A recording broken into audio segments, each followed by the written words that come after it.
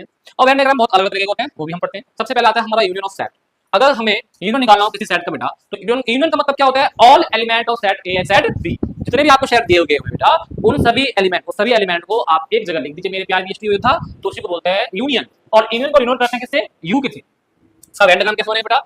ये हमने बनाया एक रेक्टेंगल यू है, यू मतलब यूनिवर्सल सेट, यूनिवर्सल सेट में ऑल एलिमेंट्स, और इसके अंदर हमने बनाया एक ए का और एक बी, और ये सब अगर यूनियन है तो ये सारा कुछ क्या हो जाएगा? ऑल एलिमेंट का हो जाएगा, ए और बी का यूनियन हो जाएगा। वेन डायग्राम प्रेजेंट हो गया।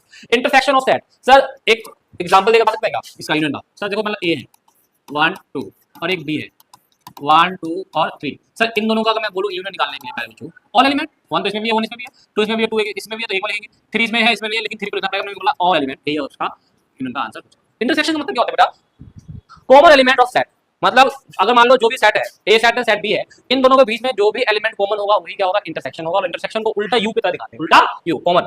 इसका अगर हम बात करें वेन डायग्राम का, तो देखो पहले ये ए हो गया और ये बी हो गया, इनका बीच, इनका जो कॉमन पार्ट है वो ये है। कॉमन पार्ट क्या है? वो ये है, ठीक है। तो इसी को हम क्या बोल देते हैं प्यारे बच्चों? इसको क्या बोल देते हैं प्यारे बच्चों?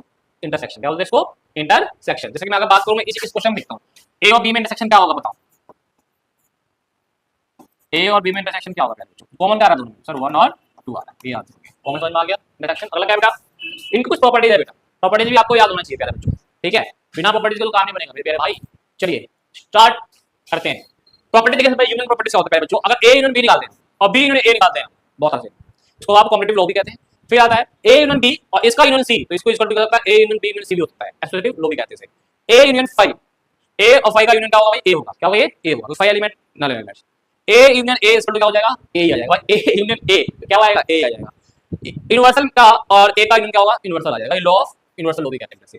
Sum property of the operation of intersection, intersection की भी कुछ प्रॉपर्टी है बेटा। अगर मान लो ए और बी का इंटरसेक्शन निकालते हैं बच्चों, तो B intersection A B same ही होगा। इसी प्रकार ये है ए इंटरसेक्शन बी ब्रैकेट और सी, इनका इंटरसेक्शन निकालेंगे तो वो भी किसका इक्वल आएगा? A intersection B intersection C के बराबर है। तो ये आपकी प्रॉपर्टीज है बेटा जो आपको लिख लेना है पेपर में। इसमें एमसीक्यू आ सकता है या फिर ब्रेक आ सकता है भाई, ये इक्वल टू ये बताओ क्या होगा? एमसीक्यू दे दिया या फिर ब्रेक दे दिया, तो आपको पता होना चाहिए, ठीक है जी। अब डिफरेंस ऑफ सेट, डिफरेंस का मतलब क्या होता है कि भाई मान लीजिए ए डिफरेंस बी, ए के अंदर बी के एलिमेंट हटा दो, मतलब ए में से बी के एलिमेंट हटा दो। कहने का मतलब ये, मान लो ए है 1 2 3 और बी जो है आपका 1 और 2 है, राइट।